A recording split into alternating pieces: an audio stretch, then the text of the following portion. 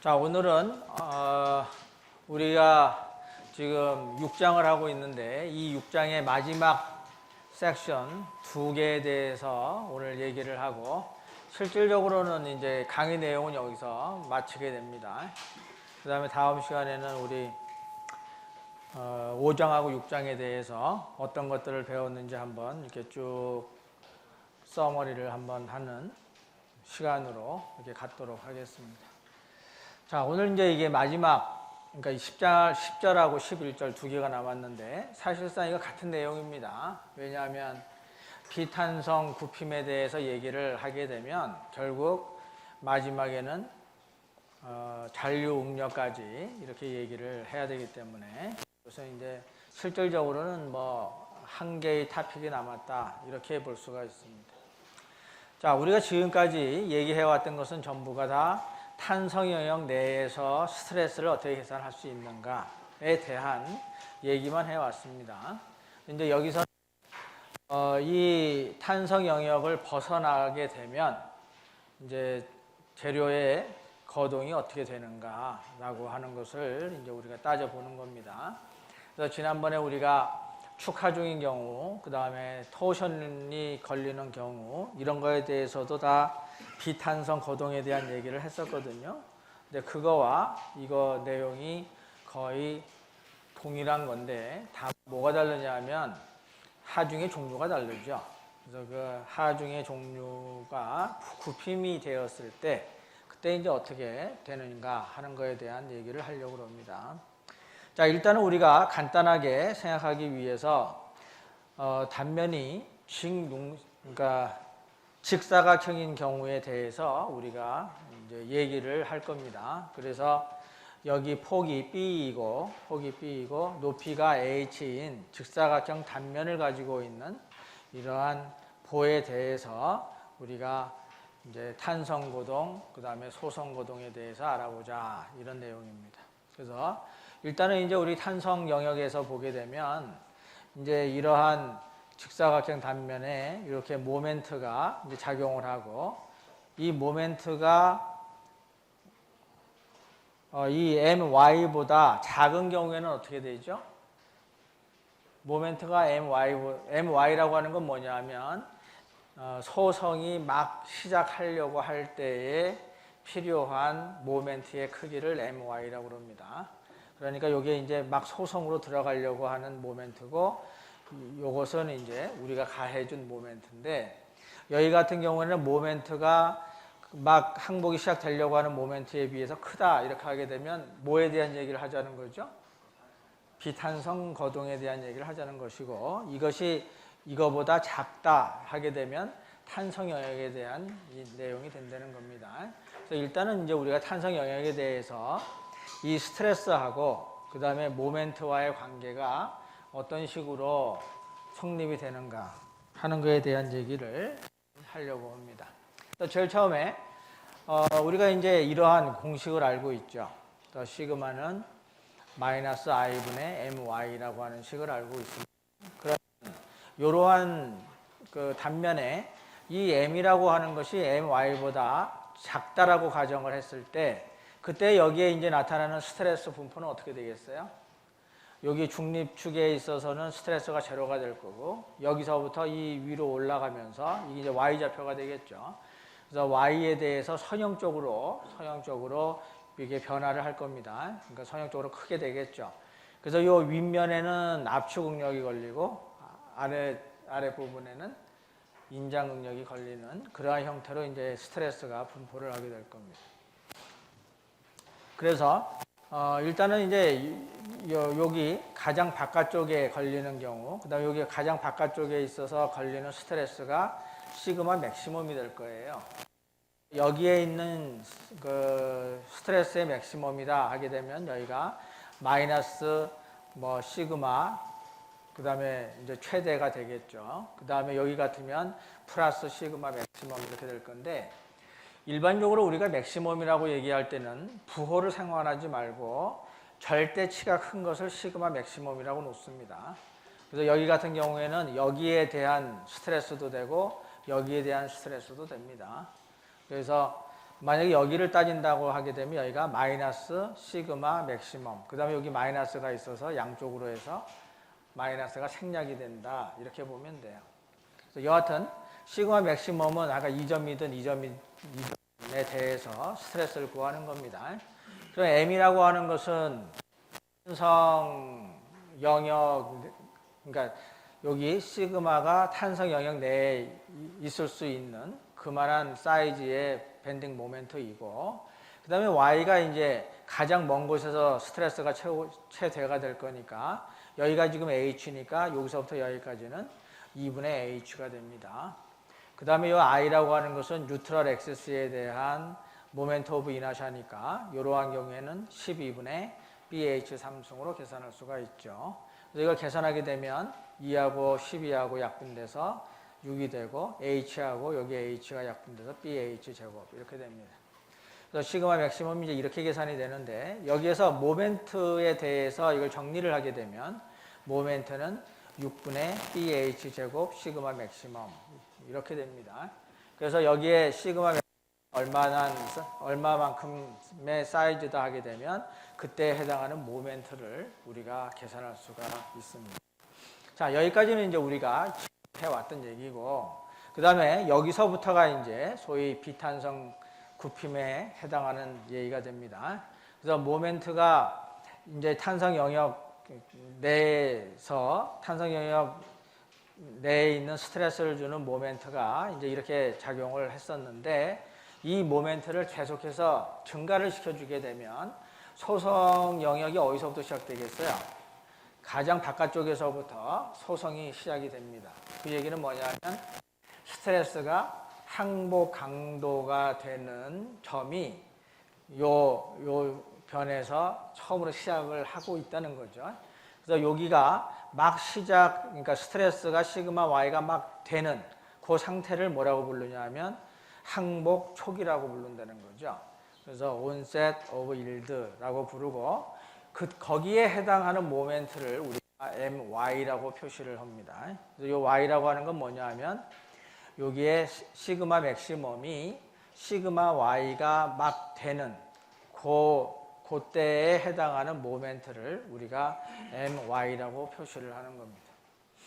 우리 토션일 때도 마찬가지였었죠. 토션일 때도 토르크를 준 것을 조금 더 증가를 하게 되면 가장 바깥에서부터 이제 타우 Y가 이제 시작이 되니까 그때에 해당하는 T를 뭐라고 붙였냐면 TY라고 붙였었습니다. 그거하고 똑같이 여기에서는 MY라고 붙입니다. 그러면 요 MY라고 하는 것을 요 스트레스를 가지고 표현을 하자면 어떻게 표현이 되는가? 그러면 요 공식을, 그러니까 요 수식을 그대로 사용할 수가 있죠. 왜냐하면 항복이 막 시작된다라고 하는 그 경우는 탄성 영역의 가장 마지막 부분이라고 생각할 수 있고, 소성이 막 시작되는 곳이니까 동일한 곳을 얘기한다고 볼 수가 있습니다.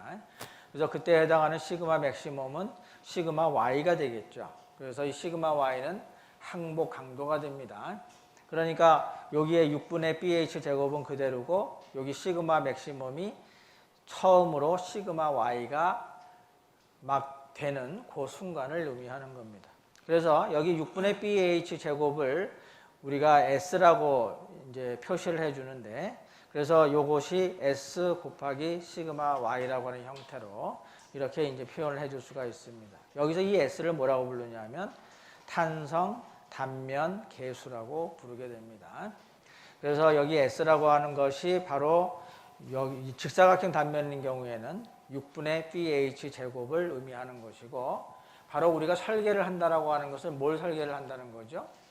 B나 H를 설계를 한다는 거잖아요. 그러니까 이 S라고 하는 것이 단면에 대한 변수를 포함하고 있는 그러한 그 계수가 됩니다. 그래서 이럴 때 이제 이 S를 우리가 탄성 단면 계수 이렇게 불러주고, 그렇게 되면 또 뭐가 또 생길 수가 있겠어요? 탄성 단면 계수가 있으니까 여기가 소성 단면 계수가 이제 당연히 어디엔가 나타날 겁니다. 여하튼 MY라고 하는 것과 시그마 Y라고 하는 것은 이러한 관계에 있다라고 하는 것을 우리가 구할 수가 있습니다. 그 다음에 조금 더 우리가 증가를 시키게 되면 그러면 이제 스트레스가 어떻게 되겠어요? 여기에서부터 이쪽 아래쪽으로 계속 시그마 y가 되는 그 부분이 계속 늘어날 겁니다. 그죠? 여기 가장자리에서부터 시그마 y가 처음에 생기고 그 아래 또 시그마 y 생기고 이게 어느 정도 쭉 이 바깥에서부터 안쪽으로 가면서 시그마 y에 해당하는 부분이 이제 늘어나겠죠. 그래서 이제 스트레스 분포를 보게 되면 이제 이러한 이제 분포를 가지게 됩니다. 그러니까 이러한 분포를 가지게 되려면 재료는 어떤 재료여야 되느냐 하면 바로 이러한 재료여야 되죠. 그래서 여기서부터 항복 강도까지는 직선으로 변화하고 있다가 시그마 y에 도달하게 되면 그 다음에는 이제 소성 경화가 일어나지 않는, 그러니까 가공 경화가 일어나지 않는 그러한 재료를 우리가 생각을 합니다. 이러한 재료를 뭐라고 부른다고 그랬죠? 완전 탄소성 재료라고 부른다고 그랬습니다. 영어로 얘기하면 elastic, perfectly plastic material 이렇게 부르죠. 그래서 이제 이러한 재료를 우리가 가정을 했을 때 스트레스가 이제 여기에서부터 어느 부분까지는 이렇게 시그마 y가 쭉 진행이 되다가 이제 그 어느 부분서부터는 이제 탄성 영역이 그대로 남아있는 이러한 응력 분포를 가질 수가 있습니다. 요 아래는 요거하고 대칭이니까 마찬가지로 여기서부터 여기까지가 탄성이고 여기서 여기까지가 탄성이고 그 나머지는 이제 시그마 y가 되는 그러한 부분이 됩니다. 자, 여기 요 부분은 아직까지도 탄성 영역을 그대로 유지하고 있는데 이러한 영역을 뭐라고 부른다고 그랬어요?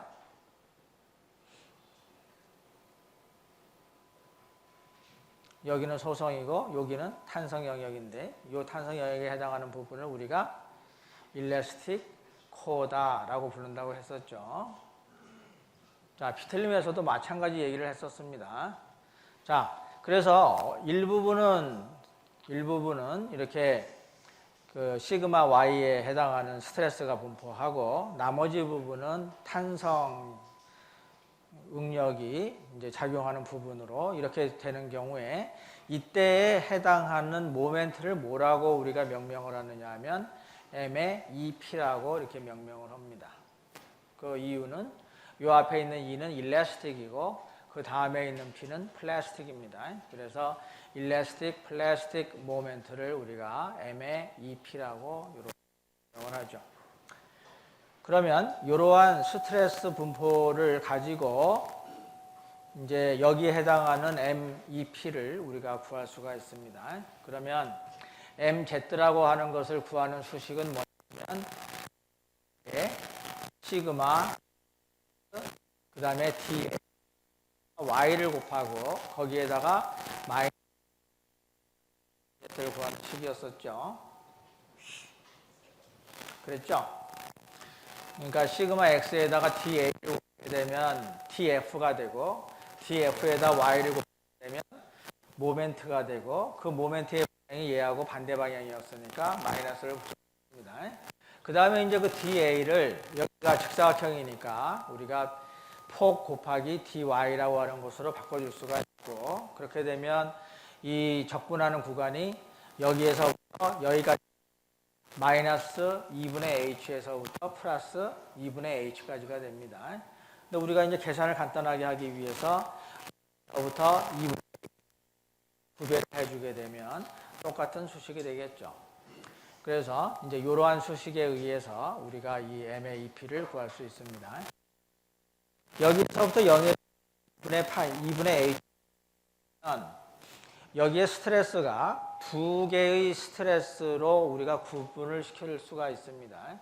뭐냐면 0에서부터 여기 항복이 막 시작되려고 하는 요 위치까지의 거리를 우리가 스몰 y에 라지 y라고 이렇게 명명을 하게 되면 여기서부터 0에서부터 y에 해당할 때까지의 스트레스는 선형적으로 변하고 있고 그 다음에 y에서부터 2분의 h까지 여기에는 스트레스가 시그마 y로 일정한 부분이 나타나게 됩니다. 그래서 이 적분하는 구간을 우리가 두 개로 나눠줄 수가 있겠죠. 그래서 하나는 0에서부터 y까지, 또 하나는 y에서부터 2분의 h까지, 이렇게 두 구간으로 나누어서 생각을 해야 됩니다. 그러면 이 부분에 대해서 시그마 x는 뭐가 되겠어요? 다 일정하죠? 그러니까 마이너스 시그마 y가 됩니다. 그래서 여기 마이너스 시그마 y를 대입하면 되고, 그 다음에 여기 시그마 x는 뭐가 될까요? 이것은 여기 0에서부터 y가 이제 마지막 지점이니까 그 사이에 이무의 y를 우리가 생각을 해줘야 되겠죠. 그래서 여기서 이무의 거리 y 대, 그 다음에 y는, 그 다음에 거기에 해당하는 시그마 x 대, 그 다음에 여기가 시그마 y, 이런 식으로 해가지고 이러한 관계식을 얻을 수가 있습니다. 그래서 서로 비례식이죠. 그러니까 시그마 x에 해당하는 것이 이제 거리에 대한 수식으로 나타나는 거죠. 그러니까 시그마 x 대 시그마 y는 y 대 yy, 이제 이런 형태로 시그마 x가 표현이 됩니다. 그래서 시그마 x도 결국 여기에서는 마이너스 방향이니까 마이너스의 y분의 시그마 y의 y, 이렇게 되겠죠. 그럼 요거를 이제 적분을 하게 되면, 적분하는 것은 요 y하고 요거에 대해서만 적분하면 됩니다. 여기 시그마 y도 상수고 y의 y라고 하는 것도 상수죠. 그래서 요 y하고 그 다음에 여기에 해당하는 y분의, 그 다음에 여기 시그마 y도 바깥쪽에 내놓고, 그 다음에 2하고 여기 b가 상수니까 바깥쪽으로 내놓고, 그러면은 y 제곱에 대해서만 적분을 해주면 되니까 3분의 y의 3승, 이렇게 해서 이렇게 계산이 됩니다. 그 다음에 여기에 대해서 계산을 하게 되면 이것은 b가 상수로 나와야 되고, 시그마 y도 나와야 되고, 그 다음에 여기 2가 여기에 있고, 그 다음에 y에 대해서만 적분하면 되니까 2분의 y제곱이 됩니다. y제곱. 근데 이 y제곱이 요 리미트를 취하게 되면 4분의 h제곱 마이너스 y의 제곱, 이렇게 계산이 되겠죠. 자, 이렇게 되면 여기를 보게 되면 여기 y하고 여기 y의 3승이 있어서 이게 y의 제곱이 됩니다. 근데 이거 곱하기 여기를 하게 되면 이것도 y의 제곱이 되겠죠. 그래서 요거하고 요것이 지금 계산이 됩니다. 이것이 3분의 2b가 되고, 여기는 얼마가 되죠? 마이너스 1이 됩니다. 그죠? 마이너스 b가 되겠죠. 그러면 요거 더하게 되면 뭐가 돼요? 마이너스 3분의 1이 됩니다. 그래서 여기가 요거 계산하게 되면 4하고 4 없어져서 3분의 1 되고, 나머지 것들이 여기에 이제 나오면 되겠죠. 그 다음에 요 첫 번째 텀은 2하고 2가 캔슬이 돼서 4분의 b h의 제곱에 시그마 y가 남습니다. 그래서 그거 한 텀이니까 1, 이렇게 돼서 이 m의 2p라고 하는 것은 이러한 식으로 계산이 된다라고 하는 걸 알 수가 있죠. 그러면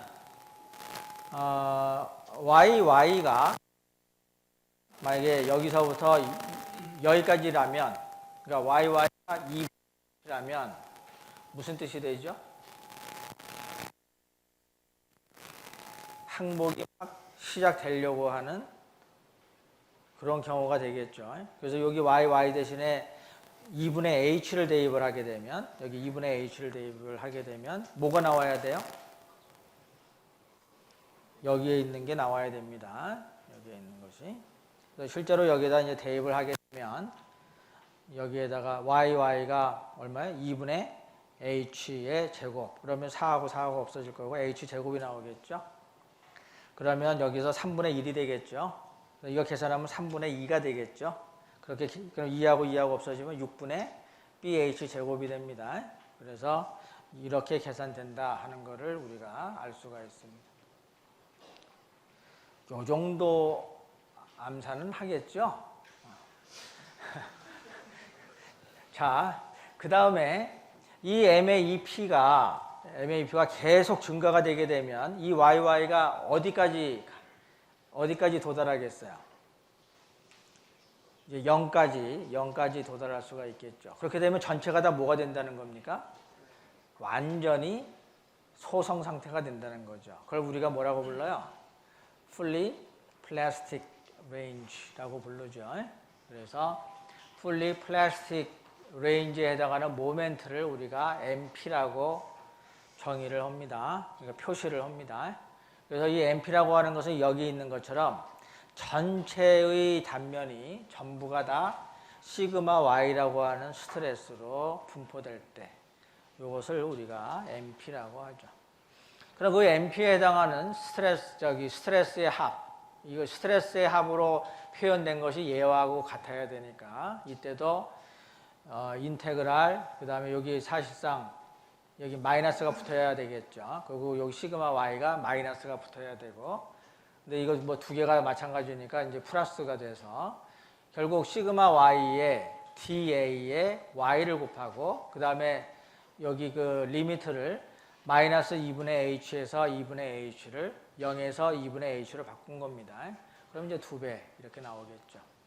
그럼 여기에서 이 시그마 Y하고 B라고 하는 것은 상수니까 바깥쪽으로 나오고, 그러면 Y에 대해서만 적분을 하게 되면 됩니다. 그러면 2분의 Y 제곱이 되겠죠. 근데 거기에다 2분의 H를 집어넣게 되면 4분의 BH의 제곱이 됩니다. 그죠? 그러니까 4분의 H의 제곱이 될 거니까 Y 제곱은. 그래서 그 다음에 여기 2분의라고 하는 게 있으니까 2하고 2분의가 없어지고 Y 제곱에 대한 것이 4분의 BH 제곱이 됐죠. 그래서 이렇게 계산이 됩니다. 그런데 이거를 여기 6분의 BH 제곱 시그마 Y가 뭐였었냐면 MY였었어요. 그죠? 기억을 잘 못하겠지만 여기 있었습니다. 여기 있었어요. 그래서 MY가 이렇게 표시가 됩니다. 그래서 여기 6분의 BH 제곱 텀으로 표현을 하게 되면 요 앞에다 2분의 3만 곱해주게 되면 바로 4분의 BH 제곱이 돼요. 그러니까 폼을 살짝 고쳐가지고 요 텀으로 표시를 하게 되면 우리가 2분의 3 MY로 이렇게 표현해 줄 수가 있습니다. 이 뜻은 무엇을 의미하겠어요? 완벽하게 소성 영역을 다 만드는 데 필요한 모멘트는 처음에 소성이 막 시작되려고 할 때의 모멘트에다가 1.5배를 더해주게 되면 완전 소성 상태가 된다라고 하는 것을 의미합니다. 자, 그 다음에 우리 여기 요 텀을 가지고 이 MP는 Z의 시그마 Y라고 이제 표현을 해줄 수가 있습니다. 그래서 요 Z를 뭐라고 부르냐면 플라스틱 섹션 모듈러스. 이게 뭐예요? 소성 단면 계수가 됩니다. 소성 단면 계수. 아까 일레스틱 섹션 모듈러스가 있었죠? 그것이 아까는 S 시그마 Y고 여기가 MY였었습니다. 자, 그래서 이제 요 두 개를 가지고 이 쉐이프 팩터라고 하는 걸 구할 수가 있어요. 쉐이프 팩터의 정의는 이겁니다. MY분의 MP라고 정의가 됩니다. 그러면 요 MP라고 하는 걸 뭘로 바꿀 수가 있겠어요? Z의 시그마 Y. 그 다음에 여기 MY를 S의 시그마 Y 이렇게 바꿀 수가 있겠죠. 그럼 이게 결국은 뭐가 되냐면 S분의 Z가 됩니다. 그럼 S분의 Z가 얼마이겠어요? S분의 Z가 2분의 3이 됩니다. 2분의 3. 그래서 이 쉐이프 팩터라고 하는 게 무슨 뜻이냐 하면 이 MP라고 하는 것이 MY의 몇 배 정도가 돼야 되는가라고 하는 것이 바로 이 쉐이프 팩터가 됩니다. 그래서 직사각형인 경우에는 여기 계산한 것처럼 2분의 3이 되지만 이게 만약에 원형이다라고 하게 되면 어떻게 되겠어요? 당연히 바뀌어야 되겠죠. 그러니까 여기서 꼭 우리가 기억을 해야 될 건 뭐냐면 직사각형 단면에 대해서 계산한 것이 2분의 3이라는 것이고 단면이 달라지게 되면 당연히 이 쉐이프 팩터라고 하는 것이 바뀌어야 된다는 겁니다. 그러면 K가 클수록 사용하기가 편리할까요? K가 작을수록 사용하기가 편리할까요?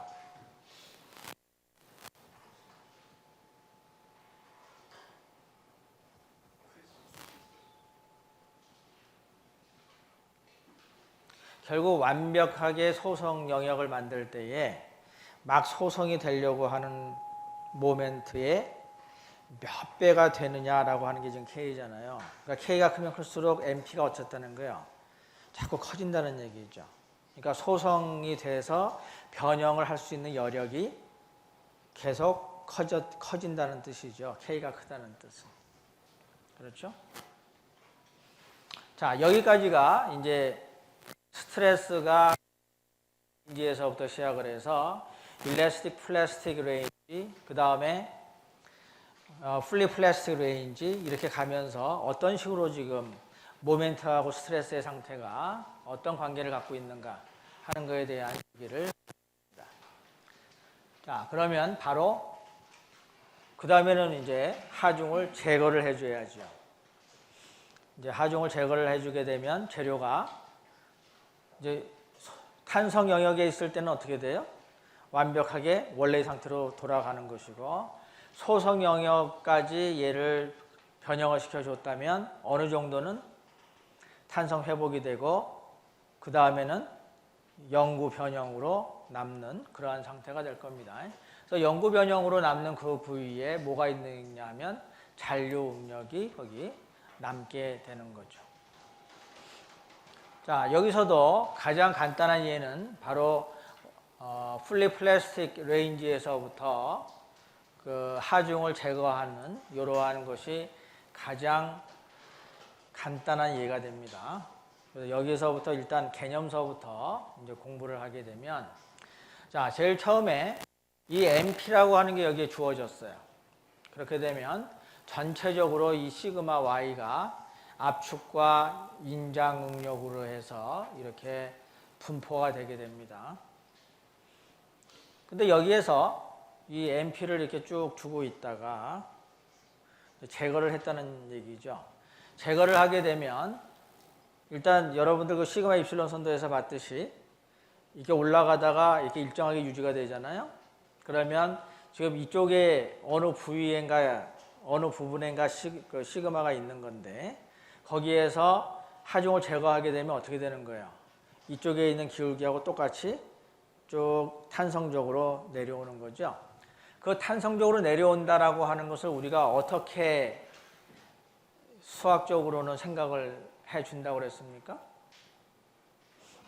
반대 방향으로 탄성적으로 작용한다라고 봐준다고 그랬죠. 자, 그래서 여기에 해당하는 것을 가지고, 여기에 해당하는 MP를 가지고 탄성적으로 이 MP를 그러니까 반대 방향으로 주었다라고 생각을 한다는 거죠. 그래서 그것을 우리가 뭐라고 그러냐면 여기 리버설이라고 되어 있지만 뭐 간단하게 얘기하면 뭐가 돼요? 일라스틱 리카버리가 되겠죠. 탄성 회복이 될 겁니다. 그렇게 되면 거기에 해당하는 스트레스를 계산을 하게 되면 이 수식을 이제 사용할 수 있겠죠. 아니면 이건 뭐 직사각형이니까 이거 말고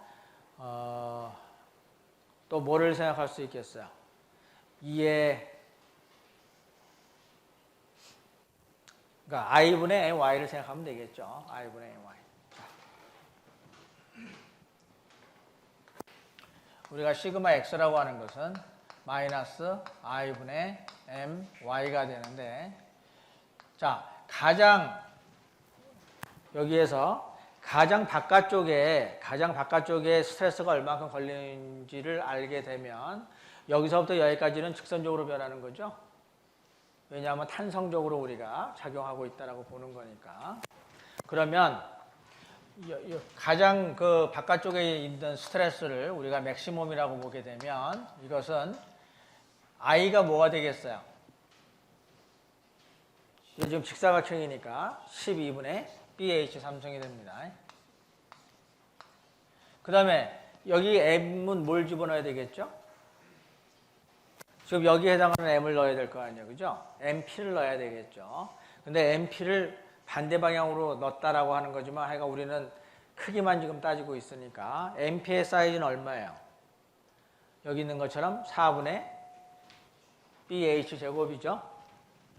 4분의 BH의 제곱, 그 다음에 시그마 Y까지 한 것이 MP가 됩니다.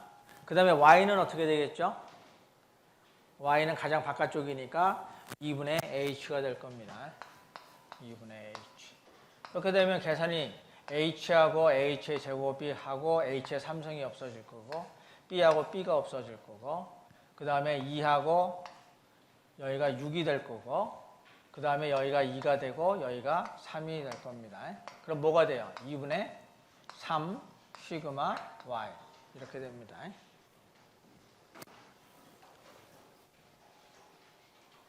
자, 그렇게 되면 여기가 가장 스트레스가 커지는 부분, 여기는 시그마가 1.5 시그마 Y가 되겠죠. 그죠? 2분의 3이니까. 그 다음에 여기는 뭐 그대로 이제 반대 방향으로 지금 작용하는 것이고. 자, 그러면 이거하고 이것을 더해주게 되면 결과적으로 남는 잔류 응력이 남게 될 겁니다. 그러면 요 1대1로 더해주면 되겠죠. 그러니까 여기가 요 바로 위를 보게 되면 이게 마이너스 시그마 Y고 여기가 제로니까 여기는 마이너스 시그마 Y가 걸릴 겁니다. 그 다음에 맨 위를 보게 되면 여기는 마이너스 시그마 Y, 여기는 플러스 2분의 3 시그마 Y. 그러니까 뭐가 남겠어요? 여기가 2분의 1 시그마 Y가 남을 겁니다. 그러면 여기가 2분의 1, 그 다음에 여기는 마이너스 시그마 Y. 하게 되면 여기 0이 되는 부분이 있겠죠. 0이 되는 부분은 어떻게 되냐면 여기서부터 어딘지는 모르지만 여기가 시그마 Y고 그 다음에 여기에서도 시그마 Y가 되는 부분이 있겠죠. 그 부분을 찾으면 됩니다. 그 부분을 어떻게 찾으면 돼요? 여기에서 뭐 삼각형의 닮은 꼴을 이용하면 되겠죠. 그래서 2분의 H 대 여기 Y는 여기 2분의 3 시그마 Y 대 여기 시그마 Y 이렇게 하게 되면 여기에 해당하는 Y를 찾을 수가 있습니다. 그래서 그 Y가 계산해 보면 3분의 H가 돼요. 그래서 3분의 H 되는 점에서 제로. 그래서 여기서부터 여기까지 제로가 됐다가 여기서부터 다시 여기까지가 시그마 Y가 되는 이러한 형태가 됩니다. 그러면 여기에 지금 보여주고 있는 응력들이 잔류 응력 분포가 되는데 이거를 가지고 모멘트를 계산할 수 있겠죠. 그렇죠? 잔류 응력으로 해서 발생되는 모멘트를 계산할 수 있겠죠. 이 모멘트 계산하면 뭐가 나와야 돼요? 계산을 해봐야 알겠죠? 라고 생각하면 여태까지 뭘 했는지 모른다는 겁니다. 지금 뭘 계산한 거예요? 처음에 MP가 주어져 있는 상태에서 얘를 지금 제거했잖아요. 그렇게 해서 탄성 회복을 시켰죠. 탄성 회복을 시켰을 때 얼마를 여기다 우리가 가해준 걸로 계산해요? 마이너스 MP를 가해준 걸로 계산하잖아요. 근데 얘를 두 개를 더했죠. 그렇게 되면 뭐가 나와야 돼? 아니 MP에다가 마이너스 MP를 더했으면 당연히 MP가 나오면 안 되겠죠? 지금 굉장히 어려운 산수를 하고 있네, 여기. 그래서 MP에다가 마이너스 MP를 더해주면 당연히 제로가 나와야 됩니다. 그러니까 이걸 가지고 모멘트를 구하게 되면 당연히 제로가 나와야 됩니다. 이거 계산해가지고 제로가 안 나오면 이거 지금 계산 잘못했다는 얘기가 되는 거예요. 자, 이렇게 해서 우리가 잔류 응력을 구할 수가 있습니다. 그 다음에 남아있는 건 뭡니까? 영구 변형률, 영구 변형량을 이제 우리가 구해야 되겠죠. 자, 여기에서는 여기를 보게 되면 MP를 이렇게 없다라고 생각하게 되면 재료 내부가 전부가 다 완전 소성이 되어 있는 거죠. 그러면 얘를 MP를 준 다음에 더 이상 모멘트를 증가시키지 않아도 얘는 어떻게 되어 있다는 거야? 계속 굽히고 있다는 뜻입니다. 그죠? 지난번에 우리가 토션을 주었을 때 어떻게 됐었어요? TP를 주었을 때, 이렇게 트위스트를 주었을 때 TP에 해당하는 모멘트, 트위스팅을 준 다음에 가만 놔두고 있다 하더라도 변형은 어떻게 되는 거죠? 계속 변형이 되고 있었습니다. 그죠? 그러니까 지금 변형량이 얼마다라고 하는 걸 가르쳐 주기 전까지는 모릅니다. 얘도 모르는 거죠. MP가 주어졌는데 지금 어디까지 굽히고 있는지가 정해져 있지 않으니까 얘는 계속 지금 굽히고 있는 겁니다. 거기서 스톱 딱 해야 얘가 스톱을 하고 있는 거죠. 그러니까 여기에 해당하는 변형량은 우리가 이렇게 정해줘야 되는 겁니다. 알 수가 없으니까. 그래서 이거에 대한 변형량이 얼마다라고 하는 것을 뭘로 표현하냐면 로분의 1로 표현을 합니다. 로분의 1이 뭐죠? 이 로가 뭐예요? 곡률 반경이죠. 로분의 1은 곡률이 됩니다. 그래서 이게 곡률로 표현을 하게 돼요.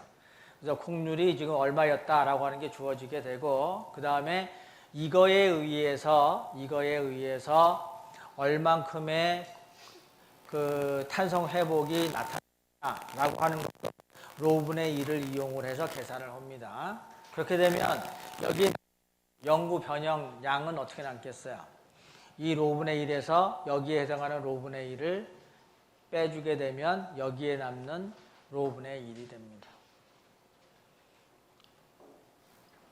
그래서 여기에 있어서의 영구 변형량은 이 곡률을 서로 더해가지고 이제 계산을 하면 됩니다. 자, 요거에 대해서 예제를 통해서 확실하게 알아보도록 하겠습니다. 자, 먼저 간단한 예제부터 보게 되면 자, the still wide flange beam 이러한 빔을 우리가 wide flange beam이라고 부르죠. 그 dimension shown in figure if it is made of an elastic perfectly plastic material having a tensile and compressive yield stress of sigma y equal 250 megapascal. 그러니까 시그마 y가 250메가다라고 주어져 있어요. 이때에 쉐이프 팩터를 구하시오. 그럼 일단 쉐이프 팩터의 정의를 알아야죠. 쉐이프 팩터의 정의가 뭐였어요? my분의 mp였습니다. 그러면 my를 먼저 구해야 되겠죠.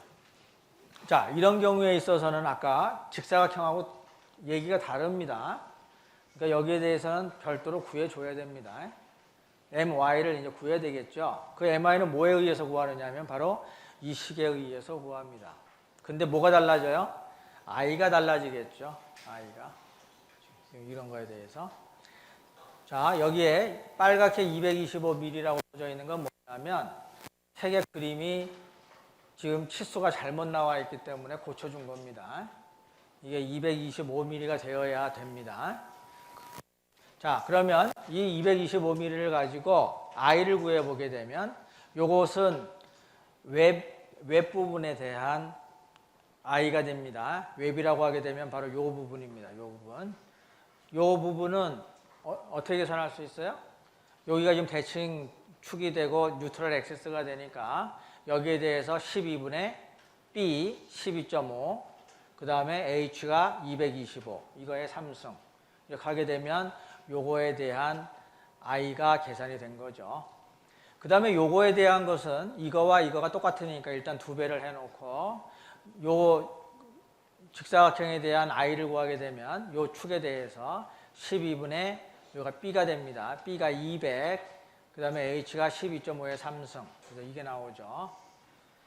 그 다음에 요것을 이쪽 뉴트럴 액시스까지 옮겨줘야 되잖아요. 그러면 그 거리가 얼마가 됩니까? 거리가 225 나누기 2 하면 112.5 이렇게 나오고 거기에다가 요거의 반을 더해줘야 되겠죠. 6.1 25를 더해주면 됩니다. 그렇게 되면 그것이 118.75가 됩니다. 그래서 A 200 곱하기 12.5 이게 A가 되고 여기가 D의 제곱이 됩니다. 근데 요거하고 요것이 같으니까 2배 해줘서 이거 계산하게 되면 I가 이렇게 계산이 돼요. 그래서 요 식을 이용을 해서 I를 지금 계산한 I를 집어넣고 그 다음에 시그마 맥시멈이 250이 되는 이유는 뭐죠?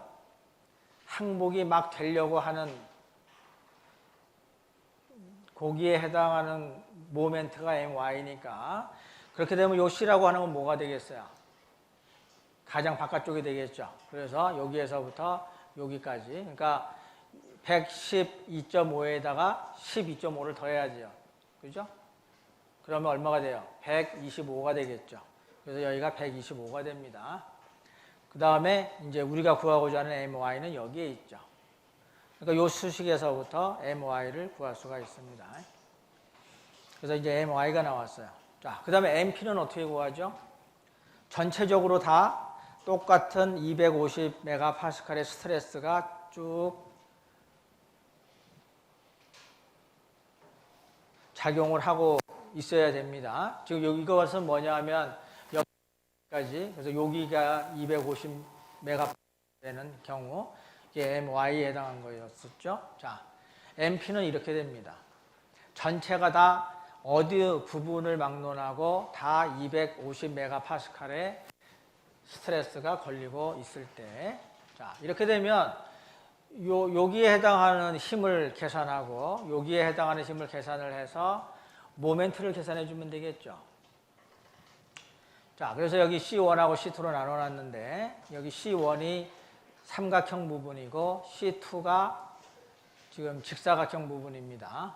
그러면 일단 C2에 대해서 하게 되면 여기 면적이 얼마가 되겠죠?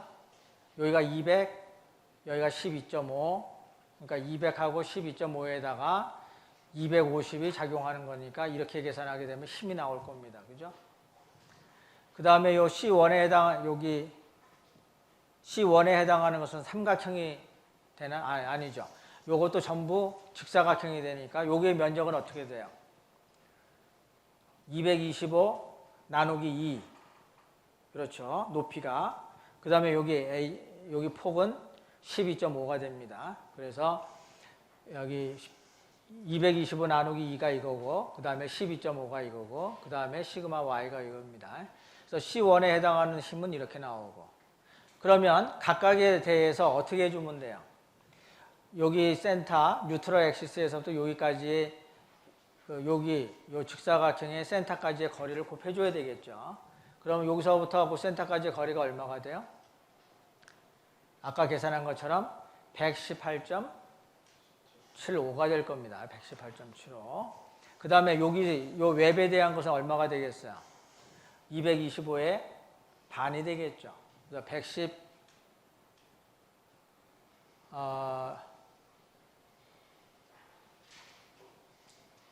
어떻게 되죠? 자, C2라고 하는 것이 여기에 해당하는 거여서 이게 625에다가 그 다음에 118.75 여기서부터 센터까지 곱한 거 이게 두 개가 있으니까 곱하기 2 하면 되고 안에 있는 것은 요 면적이죠. 요 면적은 뭐가 되겠어요?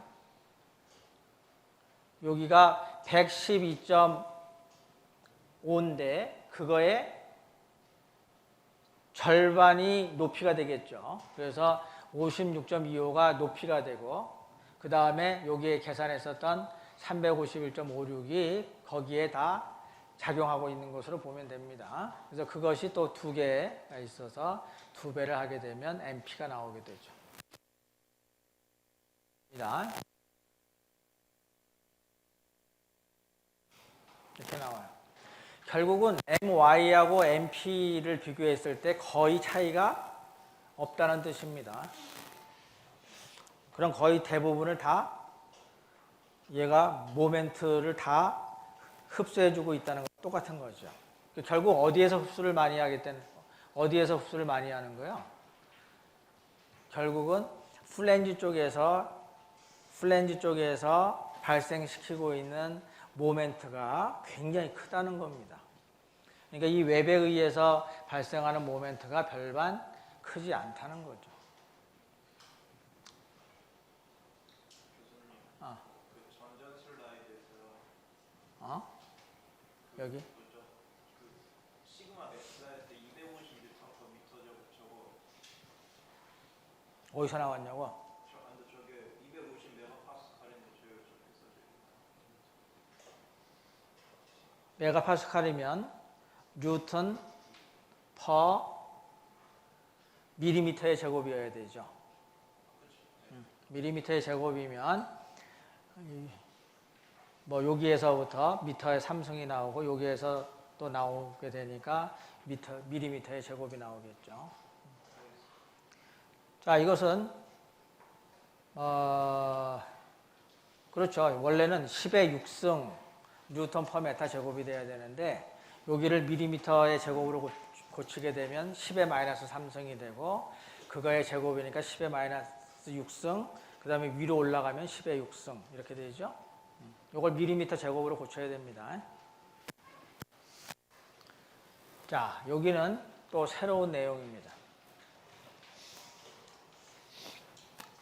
이게 뭐겠어요? 중립축의 이동이라고 하는 뜻입니다. 중립축의 이동. 이거 같은 경우는 어디에서 발생하느냐 하면 단면이 대칭이 아닌 경우에 발생하는 겁니다. 자, 일단 이 그림을 보게 되면 이게 지금 T빔이죠. T빔이 이렇게 지금 치수를 가지고 있고 If it is made of an elastic perfectly plastic material having tensile compressive yield stress가 250MPa이다. 이때 plastic moment that can be resisted by the beam. 그러면 결국 플라스틱 모멘트를 구하라는 소리예요. MP를 구해라는 소리죠. 자, MP를 구하려고 하면 뭐를 알아야 돼요? 뉴트럴 액세스를 알아야 되겠죠. 그렇죠? 그래야 뉴트럴 액세스를 기준으로 해서 모멘트를 계산을 해야 MP가 나올 겁니다. 자, 이거에 대해서 도시 구하게 되면 이렇게 구해집니다. 여기가 120이면 요거죠. 120에 여기가 15mm입니다. 그러니까 요거 면적 120 곱하기 15, 요 면적 100 곱하기 15 이거. 그 다음에 각각에 대해서 y바를 곱해주는 거예요. 여기에서부터 측정을 하게 되면 120에 곱하기 15가 면적이고 그 다음에 이것은 여기서부터 쟀네요. 60이라고 하는 것은 여기서부터 여기까지가 도심까지가 60입니다. 그래서 60을 집어넣고 그 다음에 요 면적에 대해서 100 곱하기 15가 있고 그 다음에 여기서부터 여기까지 120 그 다음에 여기 도심까지 2분의 15 그래서 7.5가 들어간 겁니다. 그러면 90.68이 되죠. 그러면 요거에 대한 도심은 어디 있다는 거예요? 여기서부터 90.68에 해당하는 여기에 뉴트럴 액세스가 있다는 겁니다.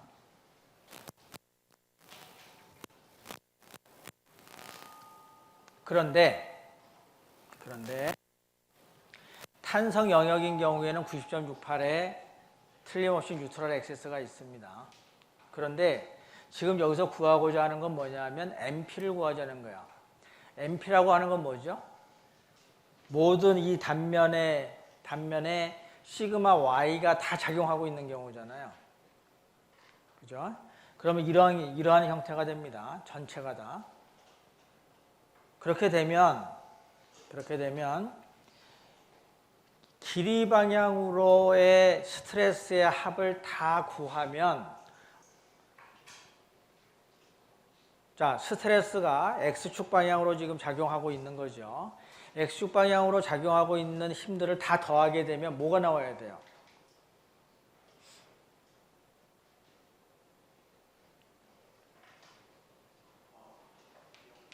재료가 나와야 되죠. 저 모멘트밖에 안 줬으니까 재료가 나와야 됩니다. 그러면 시그마 Y가 다 일정하잖아요, 지금. 그죠? 풀리 플라스틱 같은 경우에는. 그렇게 되면 위에서 뉴트럴 엑시스 위쪽에서 이 압축응력을 받고 있는 면적하고 인장응력을 받고 있는 면적하고가 어떻게 돼야 돼요? 같아야 되죠. 그래야 평형을 유지하겠죠. 그죠? 그러면 그때에 나타나는 이 뉴트럴 엑시스의 요 위치하고 여기선 지금 D라고 표현이 되어 있는데 이 D하고 이거가 과연 같을까요?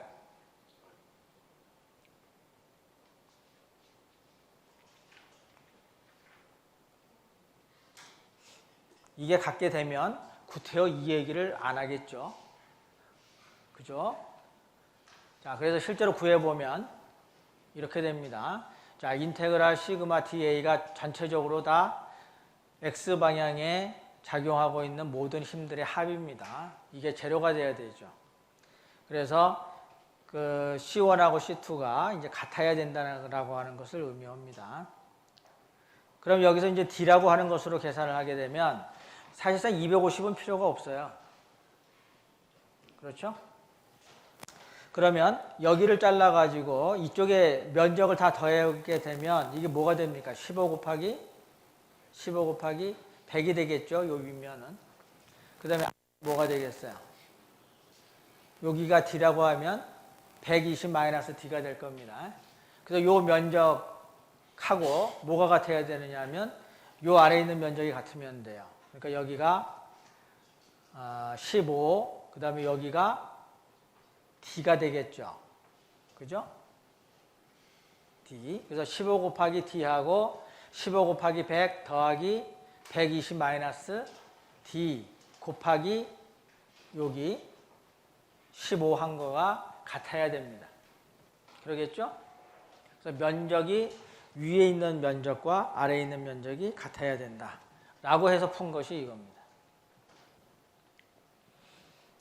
그래서 그렇게 계산을 하게 되면 D가 0.11m가 나와요.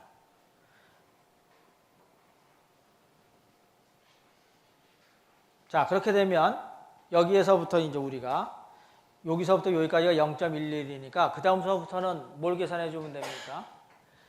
이걸 중심으로 해서 이 스트레스가 만들어내는 모멘트를 계산해 주면 되죠. 그럼 어떻게 계산되겠어요? 여기 250 곱하기 15에다가 250을 곱해가지고 뉴트럴 엑시스에서부터 여기까지 거리를 곱해주면 되겠죠.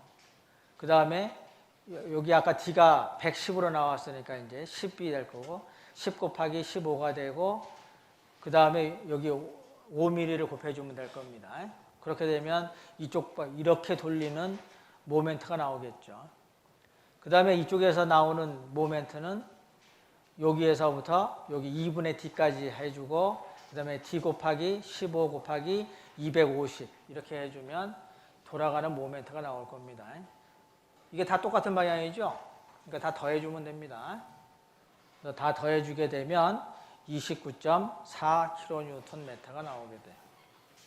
그러니까 MP하고 MY를 아니네. 여기에서는 지금 문제는 이거죠. 문제는 이건데 사실상 여기에서 얘기하고자 하는 것은 이 MP가 주된 내용이 아니고 D라고 하는 것을 우리가 구해야 된다는 겁니다. 근데 이 D라고 하는 것이 여기서 계산했었던 소위 0.09하고는 다른 값을 갖더라 하는 거예요. 그래서 서로 다른 중축의 위치를 갖게 된다는 겁니다. 자, 그 다음에 또 다른 예제를 보면 The still wide flange beam shown is subject to a fully plastic moment of MP. If this moment is removed, determine the residual stress. 이제 잔류 응력 분포를 구해보자는 거예요. 머티리얼은 아까 똑같이 250MPa입니다. 굉장히 간단하죠. 우리가 그 개념, 레지듀얼 스트레스의 개념을 설명했을 때 하고 똑같은 문제가 됩니다. 그래서 여기 보면 일단 MP라고 하는 게 주어져 있다고 그랬으니까 그 MP라고 하는 것이 이제 얼마인지를 계산을 했어야 되죠. 자.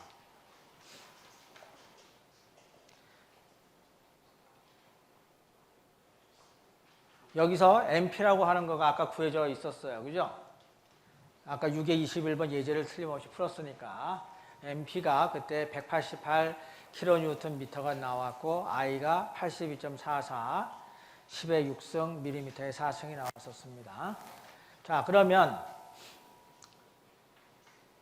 이걸 가지고 스트레스 분포를 구하게 되면 어떻게 될까요? 전체가 다 250으로 쭉 분포가 되어 있겠죠. 이렇게 되어 있겠죠. 이렇게. 그죠? 그 다음에는 뭘 구해야 되느냐 하면 일레스 리카버리가 되는 스트레스를 구해줘야 됩니다. 그래서 이걸 구하기 위해서 이걸 사용하는 거죠.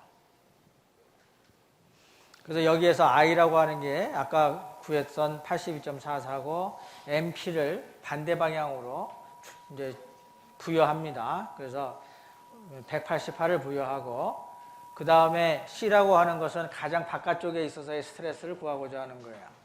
그래서 거기가 125mm고 그래서 계산을 하게 되면 얘가 285.1MPa이 됩니다. 그 얘기는 응력 분포가 이렇게 생긴다는 뜻이에요. 가장 바깥쪽이 285.1이 나오고 그 다음에 쭉 줄어드는 그 다음에 여기가 또 요거와 대칭인 스트레스가 이렇게 걸리게 됩니다. 그러면 이거하고 이거를 그대로 더해주게 되면 잔류력 분포가 나오겠죠.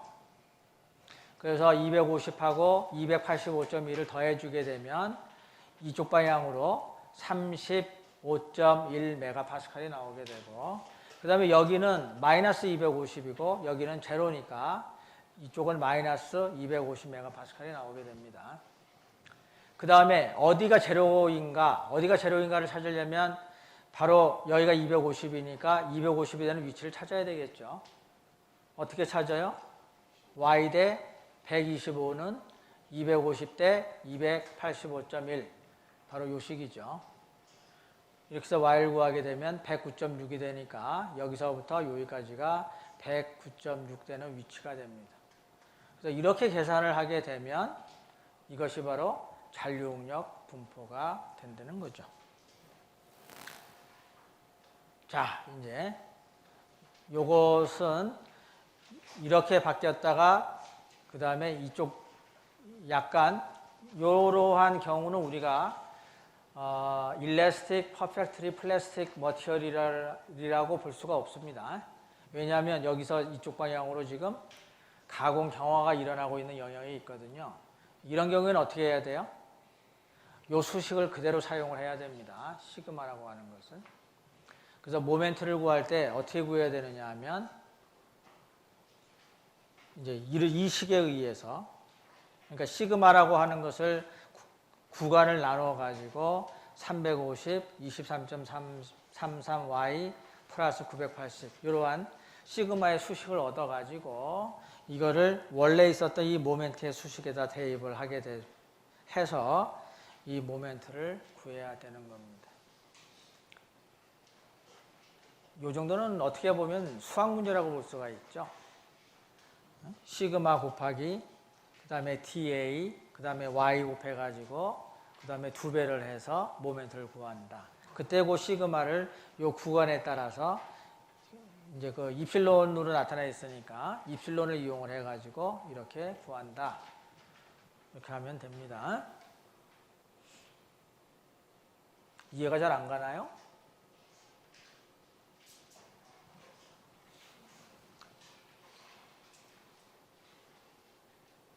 자, 그러면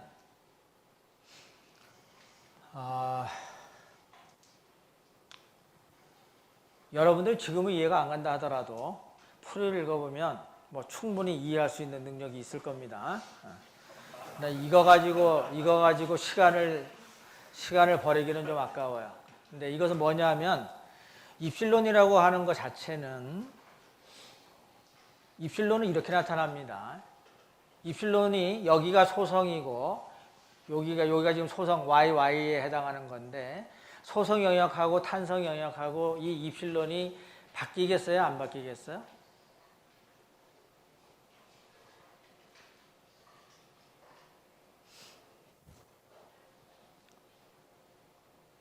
자, 지난번에 우리 토션을 할 때도 일레스틱 코어가 있었고 바깥쪽에가 있었습니다.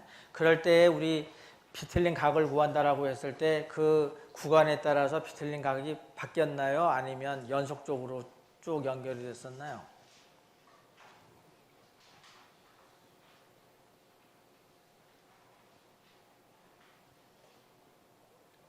하도 옛날 얘기라 잘 모르겠죠? 자, 그러면 보가 모멘트를 줘갖고 이렇게 지금 휘고 있습니다. 근데 가운데가 일레스틱 코어가 있으니까 이게 휘다가 갑자기 거기에 가서 탁 꺾여가지고 다르게 휘게 되면 얘가 하나의 거동을 못 하겠죠? 왜냐하면 일레스틱 코어는 코어대로 떨어져서 나가서 휘고 있고 바깥쪽은 바깥쪽대로 휘고 있고 그러면 두 개가 분리된다는 얘기죠. 그럼 실제로 그런 일이 벌어지겠어요? 안 벌어집니다. 그러니까 입실론이라고 하는 건 뭐예요? 계속 연속적으로 나타난다는 거죠. 그래서 이 입실론이 이렇게 연속적으로 나타난다는 것만 알면 바로 이 수식을 구할 수가 있습니다. 그러면 여기에 있는 여기 입실론에다가 여기에 있는 요 입실론에다가 대입을 하게 되면 시그마의 수식이 얻어져요. 그렇게 되면 그 시그마를 여기다가 집어넣게 되면 그러니까 여기에다 집어넣게 되면 바로 이 값을 구할 수가 있습니다. 자, 이 정도 했으면 이해하겠죠. 자, 그 다음에 중요한 거는 이해제가 매우 중요합니다. 자, 이것은 뭐냐면 지금 문제가 밴딩 모멘트가 이만큼이 지금 주어져 있고 플라스틱 조은이 30mm thick로 되어 있어요. 그래서 여기에서부터 여기까지가 15mm가 됩니다. 그래서 위쪽으로 15mm, 아래쪽으로 15mm가 저기 일레스틱 코어가 되고 나머지 부분이 소성 영역이 된다는 거예요. 이때 레지듀얼 스트레스하고 그 다음에 영구 변형량을 구하시오 이런 뜻입니다. 자, 그래서 원래 주어진 것이 0.8 곱하기 10의 3승 뉴턴 메타가 주어져 있어요.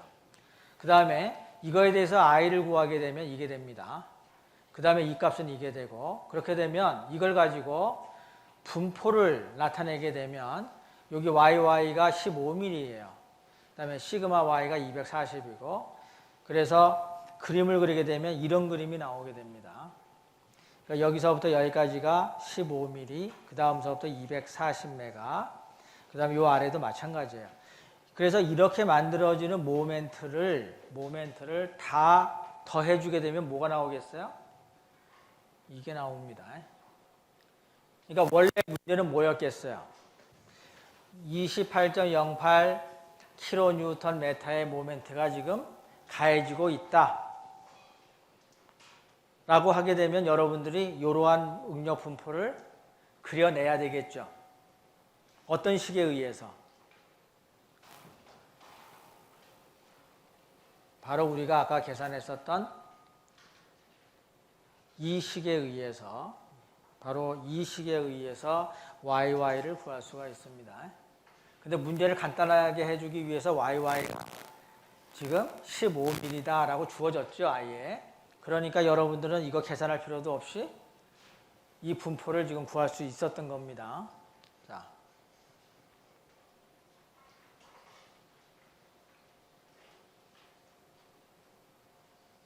자, 그래서 이 분포를 지금 알고 있습니다. 그러면 이거를 지금 하중을 제거를 했다는 뜻이죠. 하중을 제거를 하게 되면 여기에서 나오는 모멘트를 반대 방향으로 탄성적으로 가했다는 거죠. 그렇게 되면 여기에 있는 스트레스를 구하기 위해서 이 식을 사용합니다.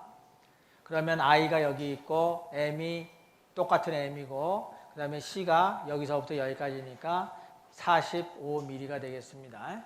그래서 45mm를 집어넣게 되면 346.7이 돼요. 바로 여기가 됩니다. 여기. 그렇죠?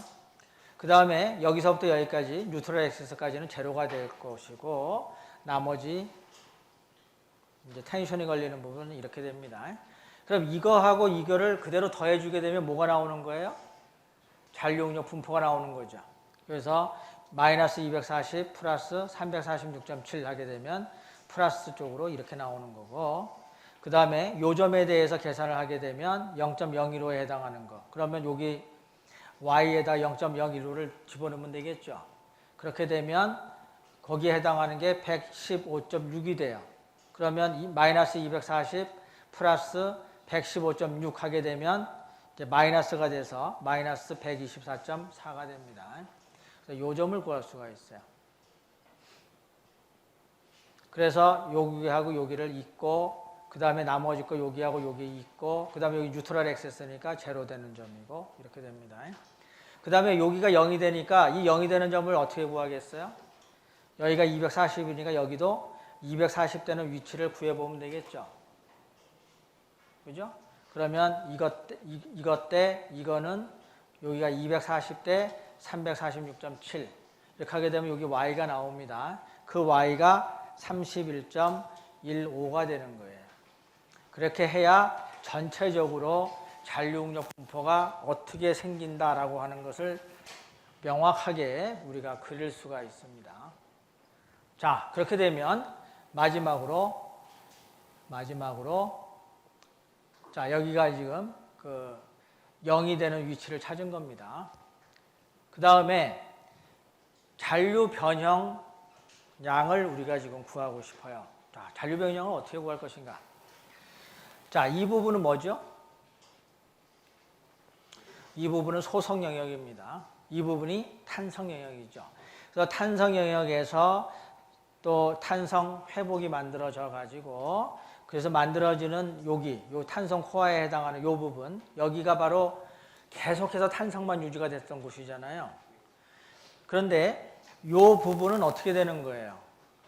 탄성 부분이 있으면 그러니까 여기 탄성 부분에 의해서 여기 소성 영역은 그냥 따라다니는 거죠. 그죠? 왜냐하면 얘는 힘을 어떻게 발휘하고 어쩌고 할 방법이 없어요. 이미 자기가 버틸 수 있는 양만큼 다 버티고 있거든요. 그러니까 이쪽 안쪽에서 야 이만큼 움직여라 그러면 얘는 그 보에 붙어 있으니까 그냥 따라 움직이는 것 뿐이에요. 그래서 영구 변형량을 구할 때는 바로 여기 탄성 코어에 대한 여기에 있는 스트레스를 가지고 구해주면 됩니다. 그래서 맨 마지막에 있는 여기가 마이너스 124.4라고 하는 게 일레스틱 코어의 마지막 부분이었잖아요. 그래서 그거를 이용해서 여기 로가 얼마인지를 좀 구하고자 하는 겁니다. 그리고 원래 스트레스는 이런 수식에 의해서 구할 수가 있고 로라고 하는 것으로 이걸 바꿔주게 되면 이렇게 돼요. 그래서 그 스트레스 기준이 되는 것이 YY에서 지금 이만큼 나왔거든요. 그래서 시그마가 마이너스 124.4고 이 값은 주어져 있고 그 다음에 YY가 15mm였어요. 그래서 대입을 하게 되면 24.1m가 됩니다. 이 얘기는 뭐냐 하면 처음에 이렇게 굽어졌던 것이 뭐에 의해서 MEP에 의해서 이만큼 휘어졌던 것이 탄성 회복을 해서 이만큼 펴졌다는 겁니다. 그러면 이 나머지 요러한 상태에 있어서의 곡률 반경이 얼마냐라고 한 게 이겁니다. 그러면 이거를 다르게도 구할 수가 있겠죠. 어떻게 구할 수 있겠어요? 이거에 해당하는 곡률을 구하고 그러면 로분의 1이 됩니다. 요거에 대한 로분의 1을 구할 수 있겠죠. 그 다음에 여기에 있어서의 로분의 1을 또 구할 수가 있습니다. 그래서 여기에 로분의 1에서 여기에 로분의 1을 빼면 여기에 있는 로분의 1이 나오게 됩니다. 그런데 이것만 가지고서도 구할 수가 있었던 거죠. 지금 이것은 요 그림만 가지고 우리가 구한 겁니다. 그런데 아까 얘기한 것처럼 여기에서 이거의 곡률을 빼도 이거의 곡률이 나와요. 그러니까 두 가지 방법으로 구할 수가 있습니다. 그러니까 여러분들은 이 두 가지를 다 알고 있어야 되겠죠. 자, 그래서 여기까지가 이제 마지막 예제까지 우리가 다 푼 겁니다. 자, 오늘 한 내용이 뭐 하나의 섹션이기는 하지만 잔류 응력에 대한 내용은 이거보다 더 깊이 할 만한 내용이 없어요. 요 정도면 충분합니다. 물론 여기서 약간 응용을 할 수 있죠. 자, 요것은 내가 뭐 나중에 문제는 안 내겠지만 아까 그 중립축의 이동이 있었잖아요. 중립축의 이동이 있게 되면 그때 탄성 회복을 어디를 기준으로 해서 계산을 해야 될까? 약간 궁금하죠?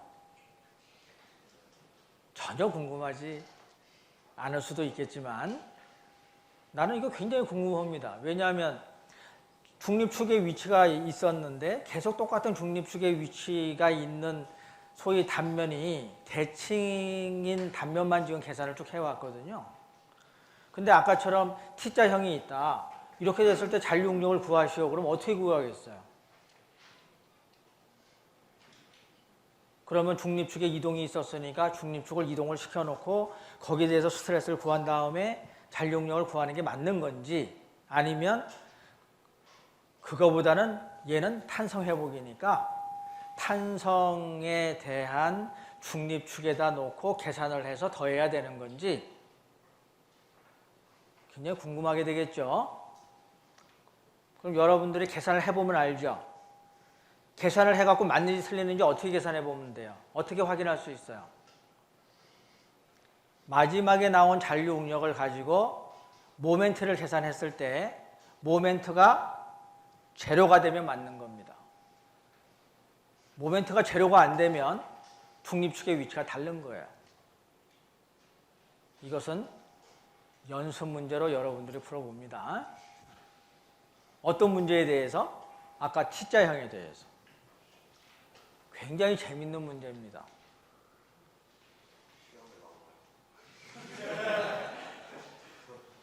이걸 내가 시험에 낸 적이 있었거든요. 근데 내가 연속 문제로 풀어봐라 그랬더니 연속 문제를 푼 사람이 없어요. 그래서 그거에 대해서 맞춘 사람이 딱 한 명 있었습니다. 그 친구는 내 말을 굉장히 열심히 들었던 친구죠. 자, 일단 여러분들의 수준을 약간 넘었습니다. 그래서 일단은 여러분은 거기까지는 생각을 안 해도 괜찮습니다. 자, 다음 시간에는 우리가 5장하고 6장까지 배운 거를 한번 복습을 해보는 시간으로 갖겠습니다. 자, 오늘 수업은 여기까지 하기로 하고